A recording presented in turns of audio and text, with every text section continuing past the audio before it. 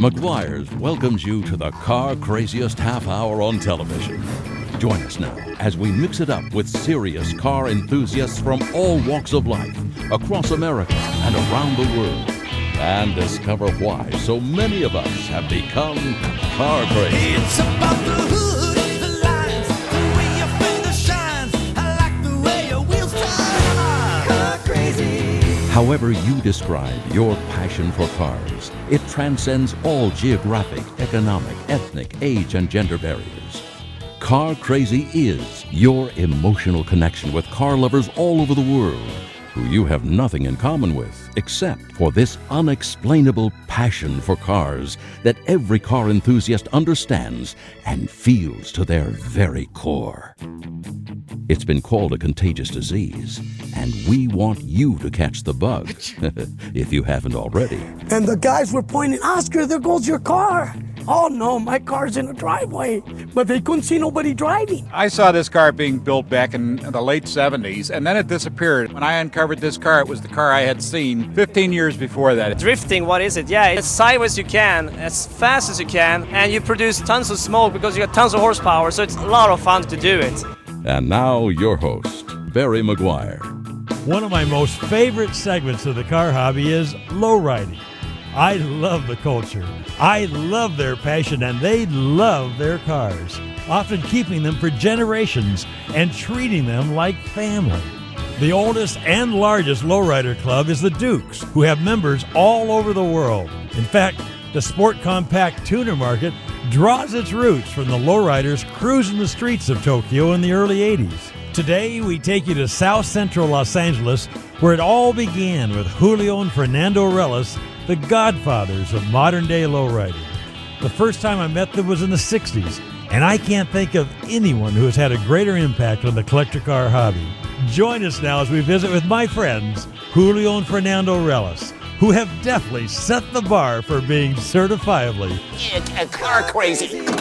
Hi everybody, and welcome to another edition of McGuire's Car Crazy. Coming to you today from South Central Los Angeles, really the birthplace of lowriding, and with my good friends Julio and Fernando Ruelas, arguably the godfathers of lowriding. I mean, lowriding goes all the way back to the 30s, but you guys were the ones that really put form and substance to it and created the Dukes Car Club in, what was it, 1962, Julio? That's correctly, 1962. So 42 years ago, started this wonderful club that now has, tell us how many members, how many chapters? Got 29 chapters presently, 800 members. 800 members all over the world. All over the world. Tell us the story of the Ruelas brothers and this passion that you have for Well, cars. actually, when we come from Tijuana here, one of the brothers stood here with my Uncle Tinker. That was Ernie. Yeah, talk about Uncle Tinker. Well, he's the one who had the shop, punch press operator, machine shop. And he got us kind of involved in, first it was the ball bicycles, fixing bicycles, and then the go-kart, and then from the go-kart we got into the cars, and we used to be able to use his shop. Fernando used to do all the hydraulics lifts right there. Yeah, he gave me the opportunity when Oscar got inducted to the armed forces. He wanted us out of the street. So he was pretty smart, my uncle. So he'd, come on, son, let's go in here, work on the cars in here. Now, hydraulics permeate the lowriding hobby, but where'd you see it the first time? Actually, I seen it here in school is where I seen it. I seen it at Carver Junior High, where I used to go. There used to be a guy there that used to cruise through there. So I seen that and I talked to him, hey, listen, I want to see that again. You know, and I liked it. And ever since then, I just picked it up and started doing it.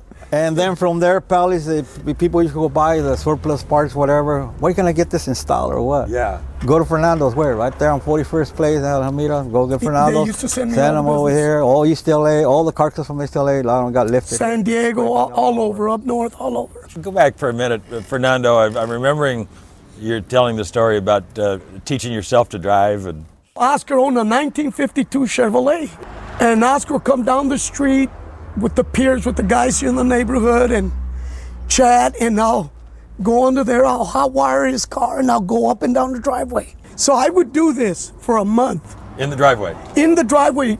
Finally, I said, I'm gonna take this car out. So I took it out, And I went down to Washington cruising, and I come back on Alameda this way. And the guys were pointing, Oscar, there goes your car. Oh no, my car's in the driveway. No, indeed. Oscar came looking for me, but they couldn't see nobody driving.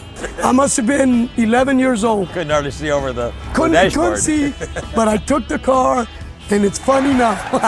Car crazy. When we come back, we'll hear more about the Duke's Car Club and how it all began. So stay tuned right here on Car crazy.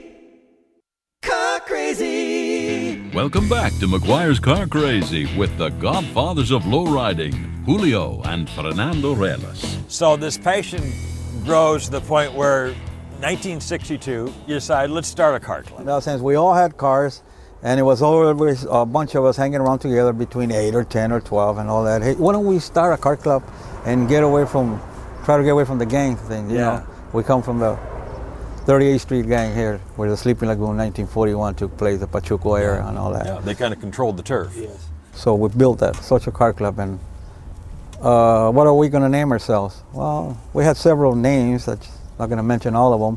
And from one reason or another, it clicked with Dukes, and we stood with Dukes. We all voted on that. And why Dukes? Where'd the name come from? Actually, it came from a magazine. Magazine. We seen the Duke of Earl there in the magazine. Yeah. The Duke and the Duchess. There was a Duke there. Yeah. And all of a sudden, Dukes pops out. No 70s. The father said, let's decide. He goes to changing Yeah, the whole thing. Give it a little more. What I done, Barry, is I didn't want to get away the original one because that's mine too, but I restructured this whole thing. And the first meeting I had, I started off with 20 people. Eventually it went up to 50, 60 members. So the house where I lived on 43rd was too small. I had to go down the street next door to a friend of ours that lived there, Alfonso, and we started having the meetings there. And I had a few guys draw me up the new plaque. And from there on, it just took its toll. I called Julio to come in. I called the other two brothers to come in.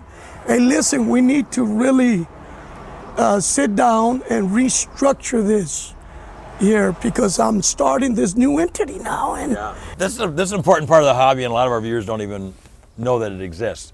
For your own selves, when you were kids, you started customizing bikes, scooters, and go-karts and all of that.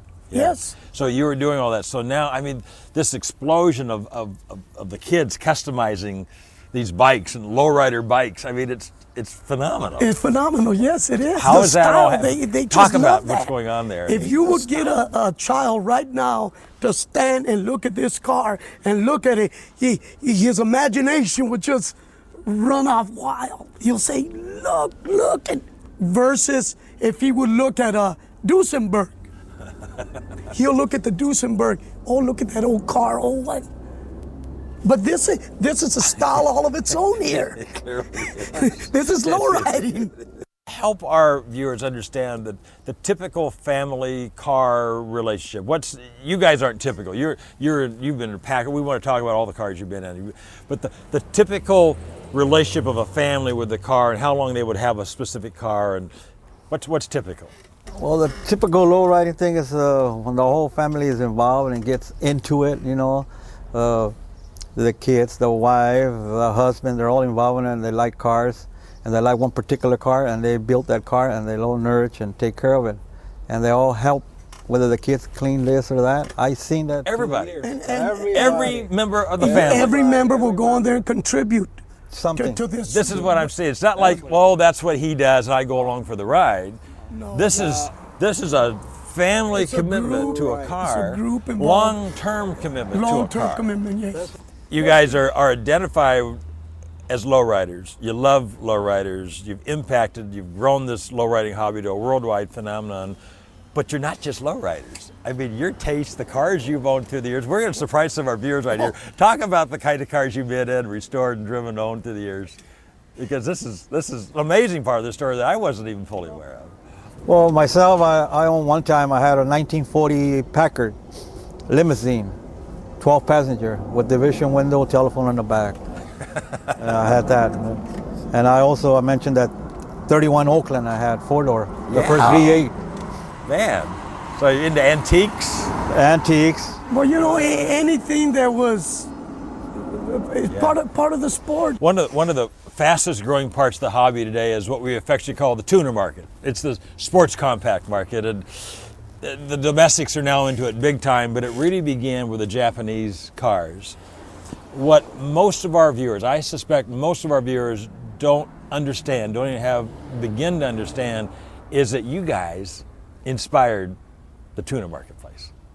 I mean, that really happened. Yes, we were a lot of the I watched it happen with my own eyes. I went to Japan, I've been going to Japan for 30 years. 20 some odd years ago, I began seeing lowriders in the streets of Tokyo in the Ginza district in the Roppongi area. They'd be flying their Mexican flags and talk about how Japanese would come over way back when and come to Mecca here to look at your cars. Talk about how that all started. They would come and they would look at it, and you know, of course, we can't understand their language. They'll be talking back and forth. They look at this. They're going out of their mind. They never seen this. They never seen this ever.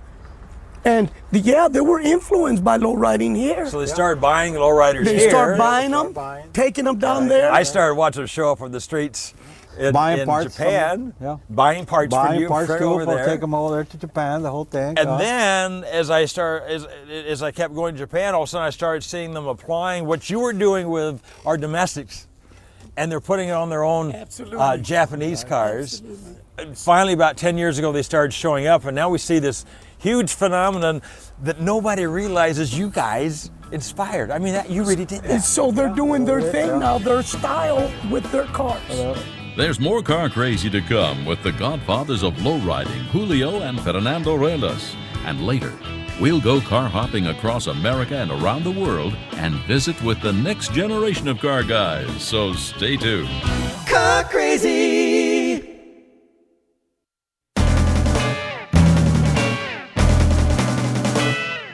Hey, Barry, my ride is so sweet. Hop on over and talk to me. Gone over two guys who look vaguely familiar here. You guys are going to be brothers. Yes. All right, give us your names. Brian Palace, Dean Palace. You guys are into Corvettes, I see. Big way. It must have started at a young age. Actually, I serviced these cars. I'm now dating myself, but I serviced these cars for delivery in the 60s. I was working at a gas station in Connecticut, and it was the same gas station that he was working in before he graduated to the dealership. And he'd show up with one of these Stingrays, and he was servicing it or something, and my tongue's hanging out. And I can remember pumping gas in that thing, in that big gas tank, and I mean, one of these days. Well, someday. It took me forever, but one of these days. He has brought back the camaraderie in the mid-years. He didn't know where he was going to get it serviced. He said, we're going to start an organization. So he starts this organization, AMIS, the American Mid-Year Society. We've really gone crazy with it. It's all these cars that were built from 1963 to 1967. It's a niche of the Corvettes. We meet once a month, and I've had as many as 30 cars in a parade going down the road, and you want to see heads turn and beautiful cars and people who are car crazy, that's the place to do it. To be a member is free. You're not a member, the car is. So if you have a VIN number, that's how you join. There you go. The VIN numbers. I thought, isn't that an interesting way to do it? Just got up with Ed and Jan Hoey with a great 40 Ford convertible here, you guys. Beautiful car. Thank you. We really like it. Jan, how long have you been a car guy? Before Ed came along, I liked 63 Corvettes. So this is a shared passion that you guys have. Definitely is. I saw this car being built back in the late 70s, and then it disappeared. And 15 years later, I was retiring from Bethlehem Steel, and I was looking for a car, a street rod, and a friend of mine told me about this one car, and when I uncovered this car, it was the car I had seen 15 years before that. It had been in dry storage for 15, never been out. What went through your mind at that moment? How far away the floor was, because I was going to hit the floor when I uncovered it, and here was this car that I had fallen in love with 15 years earlier. God moves in strange and mysterious ways. It came back to me. It came back to me. Yes, it did. Jan, what's it been like doing the restoration? I'm a supportive wife all the way. Whatever he needs or wherever he needs to go, I'm always there behind him. And when we go to the cruises, he keeps the car clean. He drives it. I provide the refreshments and directions. And that keeps me going. That keeps me going. Did you ever find a car so fine as mine? Now let's find out how car crazy you are. In what year did the very first toll road open in the U.S.? Was it 1898, 1792, 1915, or 1925? Think you know the answer? We'll find out a little later in the show. When we come back, we'll be cruising low and slow and hear about the documentary featuring low riding and the Duke's Car Club. Stay right where you are. We'll be right back, right here on Car Crazy. Welcome back to McGuire's Car Crazy as we cruise low and slow with Julio and Fernando Ruelas. Welcome back to McGuire's Car Crazy. We're here with Julio and Fernando Ruelas, two really special car guys. You guys were featured in a documentary. That's correct. That was really special. This is Low and Slow. The documentary covers our lives when we got here, interview with all the brothers, interview my mother, and basically the whole family, even took the kids, so it covered all that, our lifestyle, everything. You watched that probably at the Peterson Museum. Right. They had it running there, yeah. And the director there at the time said, oh great, we gotta play this 24 hours a day here. and you know they did. Talk about the next generation of the Ruelas family. The next generations, I hope they keep this legacy going forever and ever. Are they all from the four brothers, the next generation? So far, they're still doing it. Anybody not into cars of the next generation of Ruelas? All of them are into cars. They started with the bicycle, like Fernando says. My godson Jason, he's the one started with the bikes when he was only 2 years old, whatever. He started at age 2? Yes, and he's a good mechanic, doing all this mechanic, and also a painter. So they're involved in the business? Yes. They're doing the painting and the mechanics. And they do it as a hobby, though. Because they got he's got his regular job. Sure. He's a journeyman longshoreman mechanic. Now, LA Harbors, that's where I work. I've been out there many years. And he managed to come on here on Saturdays and work on these cars. Talk about the relationship you have as brothers.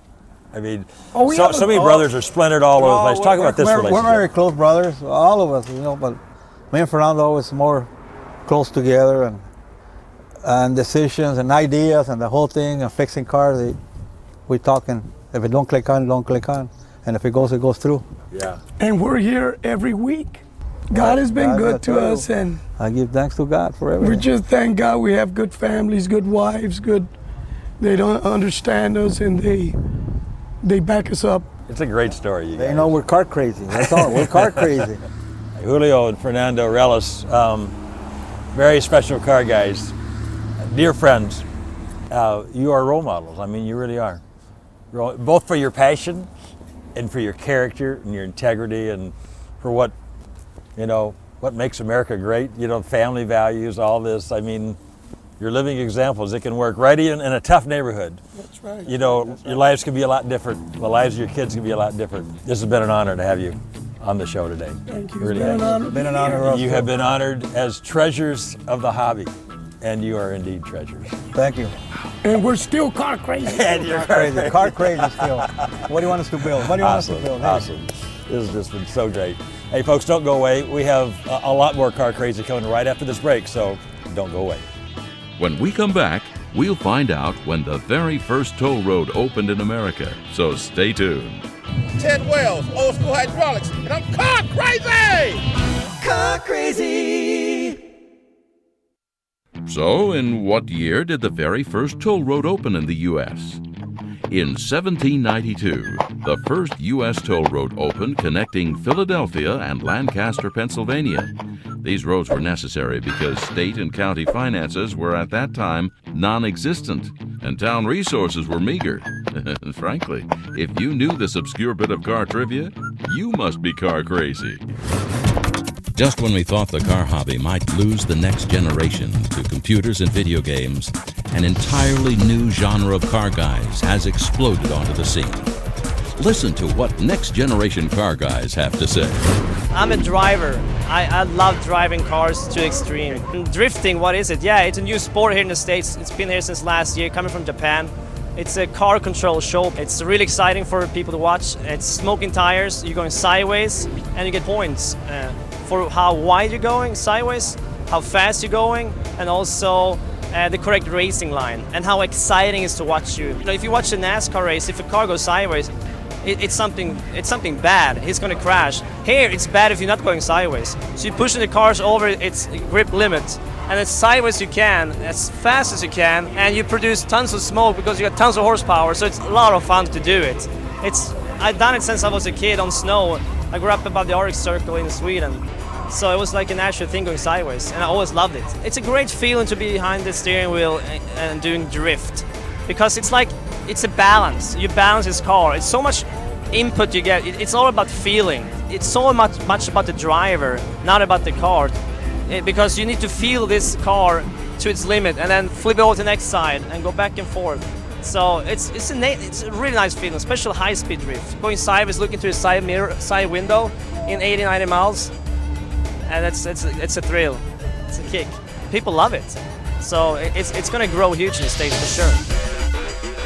And now, once again, Barry Maguire. We often point out that not all car guys are guys. A lot of them are women. And Rhonda is a case in point. She writes from Homewood, Alabama. I cannot describe my relationship with my PT Cruiser with anything but love. The day I drove my 2001 Silver Limited Edition home was one of the happiest days of my life.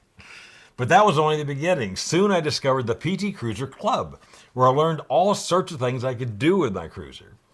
The love I have for my cruiser is infectious. It spread to my husband, who bought a black cruiser last summer. The highlight of 2003 was when we won our first trophy in a local car show. Well, Rhonda, you are definitely part of the club. It's fair to say you are car crazy. I know there are hot rodders, there are Ferrari guys, there are classic guys, but I love your passion, and you're a car guy as well. And thank you for being a part of this great fraternity. And I'm sure everybody enjoyed your letter as much as I have. And for all of you watching, thank you for being with us. One more week. Next week's another great show, and I hope you tune in then for more of Maguire's Car Crazy. Car Crazy has been brought to you by Maguire's, serious car care for car crazy people.